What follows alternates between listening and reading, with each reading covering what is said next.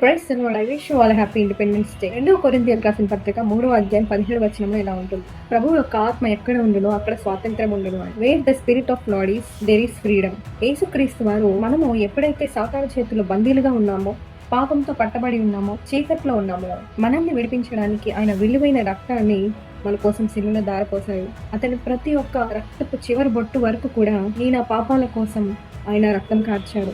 మనల్ని సాతాను యొక్క చేతుల నుండి విడిపించారు. ఎందుకంటే పాపానికి జీతం మరణం కాబట్టి మనము నరకాగ్నిలోకి వెళ్ళకూడదు అనేసి ఆయన మన కోసము ఆయన ప్రాణాన్ని దారిపోసాడు. ఈరోజు మనం అందరికీ కూడా పాపాల నుండి, శాపాల నుండి, ప్రతి ఒక్క అనారోగ్య బలహీనతల నుండి, చీకటి నుండి విడుదల పొంది మనకి స్వాతంత్రం లభించింది.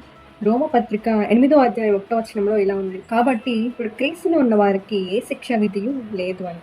ఎవరైతే యేసుక్రీస్తు రక్తంలో వాళ్ళ పాపాలు కడుక్కుంటారో, ఆయనని నిజరక్షకునిగా అంగీకరిస్తారో వారికి ఆయన నిజమైన స్వాతంత్రము, స్వేచ్ఛని అనుగ్రహించే దేవుడు. ఒకటి గుర్తుపెట్టుకోండి, మీరు అపవాది చేతిలో ఉన్నంత కాలము మీరు ఆ పాప బ్రతుకుల్లోనే ఉంటారు, పాపపు కట్లతోనే ఉంటారు. మీరు ఏది చేయకూడదో అదే మళ్ళీ మళ్ళీ చేస్తారు, ఏది చేయాలో అది చేయడానికి మనసు రాదు.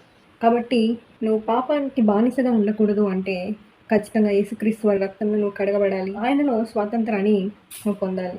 అదే యేసుక్రీస్తు వారిని నీ జీవితంలోకి ఆహ్వానిస్తే నువ్వు చక్కగా ఈ లోకంలో నీ జీవితాన్ని కొనసాగిస్తావు, స్వేచ్ఛగా జీవిస్తావు, దేనికి కూడా బానిసగా ఉండకుండా. నిజానికి ఈ రోజు మనందరికీ కూడా స్వాతంత్రం వచ్చింది. మరి ఒకటి ఆలోచించండి, నిజంగా నీ జీవితంలోని క్రీస్తులో స్వాతంత్రాన్ని అనుభవిస్తున్నావా? Have you received your freedom in your own personal life, which is available to you to Christ Jesus? యేసుక్రీస్తు వారు మనకిచ్చిన స్వాతంత్రాన్ని అనుభవిద్దాము, ఆయనకు మహిమకరంగా జీవిద్దాం.